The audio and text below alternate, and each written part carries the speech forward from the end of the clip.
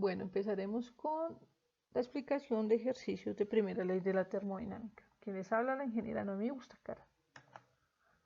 Vamos a empezar con un ejercicio que plantea un proceso isocórico. Esto recordando que el volumen permanece constante. Entonces dice el siguiente ejercicio: 1 kilogramo de agua llena un depósito de 150 litros a una presión inicial de 2 megapascales. Después se enfría el depósito a 40 grados Celsius. Nos piden determinar la temperatura inicial y la presión final del agua.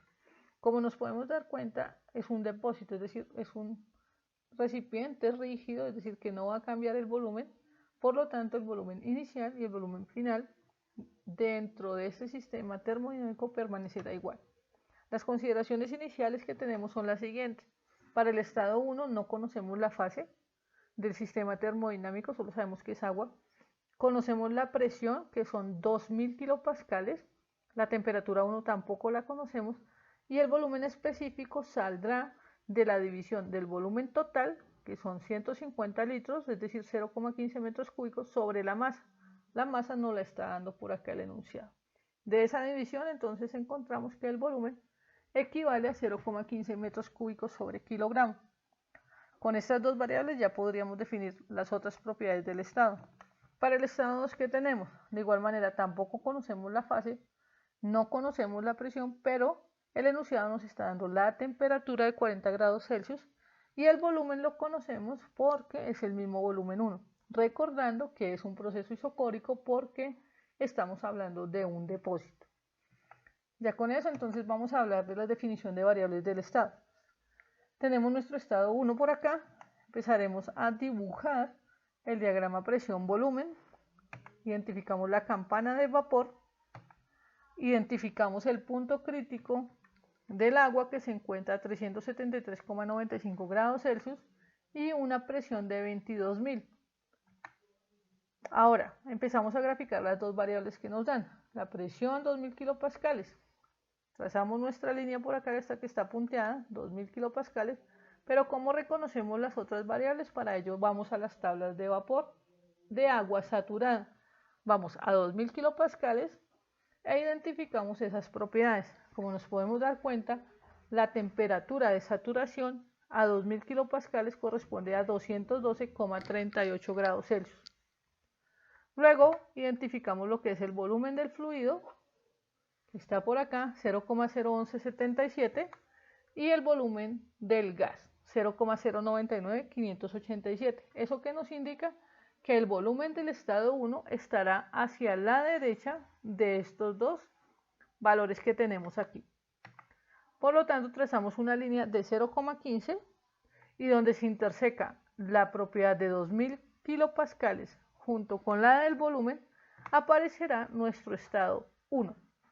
Las otras propiedades, ¿cómo las podemos identificar? Bueno, como ya sabemos que está en vapor sobrecalentado, vamos a la tabla de vapor de agua sobrecalentado, ubicamos una presión de 2000 kilopascales, es decir, 2 megapascales, y nos damos cuenta que 0,15 no está exactamente. Por lo tanto, lo que tenemos que hacer es una interpolación. Por medio de la matemática, que ya sabemos, hacemos esa interpolación y nos da que a 0,15 con una presión de 2 megapascales, la temperatura del agua corresponde a 395,17, que era una de las preguntas que nos estaba haciendo el enunciado del ejercicio. Ya con eso, entonces, tenemos definidas nuestras propiedades del estado 1, sabemos que es vapor sobrecalentado y tenemos la temperatura 395,71 grados Celsius. Ya la podríamos dibujar acá en nuestro diagrama presión-volumen. Ya con esto en el estado 1 y demás, pues pasamos al estado 2. ¿Qué conocemos del estado 2? Solo la temperatura y el volumen. Como el volumen 1 y el volumen 2 son iguales, pues tendremos que desplazarnos por esta línea.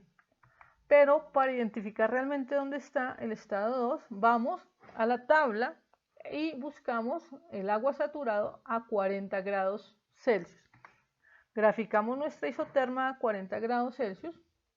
Identificamos que a esa temperatura la presión de saturación corresponde a 7,3851 kilopascales. Nuevamente dibujamos nuestro BF a esa temperatura de 40, identificamos el BG a 40 grados y nos damos cuenta que el estado 2, como tiene volumen de 0,15 también tiene que estar dentro de estos valores. De allí entonces podemos identificar que el estado 2 corresponde a un vapor húmedo o lo que conocemos como mezcla.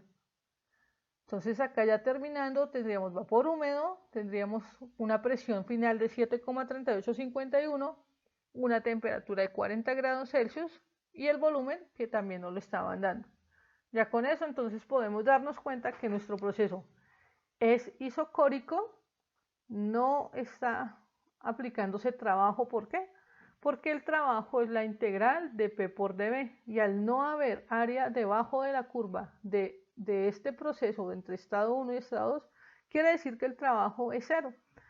Por lo tanto, concluimos que la energía del sistema se debe a calor, recordando la primera ley de la termodinámica que enuncia que el delta de energía interna se debe al trabajo más o menos el calor. Y con esto pues concluiríamos este primer ejercicio de aplicación de la primera ley de la termodinámica en clase. Muchas gracias.